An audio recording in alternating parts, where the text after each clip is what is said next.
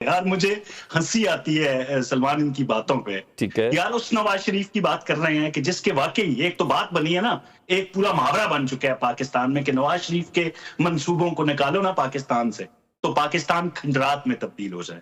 अब उसकी बेटी जो अक्से नवाज है, वो भी उसी के नक्शे कदम पे चल रही है और पंजाब में आप देख लें किस कदर तब्दीलियां आ रही हैं। जो चीजें हम यूरोप में देखा करते थे ना, इस वक्त पंजाब में अमल दरामद हो रहे हैं उन पे। उस मरियम नवाज का मुवाजना उस बुजदार से करते हैं जो कहते हैं कान में एयरपोर्ट लगाओ तो क्या दोनों तरफ से आवाज आएगी? तो यार खुदा के लिए बात करने से पहले जरा सोच लिया करें। आपने फिर तारीख का हवाला दिया, ओन चौधरी के हवाले से आपने बात की। भाई ओन चौधरी पे जितने भी बहतान, जितने भी इल्जामात हैं, बराबर उनमें इमरान खान शरीक हैं। अब नेशनल टीवी पे बैठ के मैं हरगिज वो बात नहीं करूंगा, क्योंकि फिर हम पे बदतमीजी का लेवल लग जाता है इनकी तरफ से कि ये जातियात पे आ जाते हैं।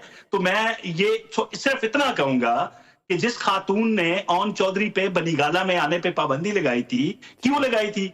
क्योंकि ओन चौधरी से बड़ा वाकिफ उनका कोई था नहीं। तो इमरान खान, ओन चौधरी पे जितने भी आप इल्जामात लगाएंगे, उनकी वजह बिल आखिर इमरान खान है।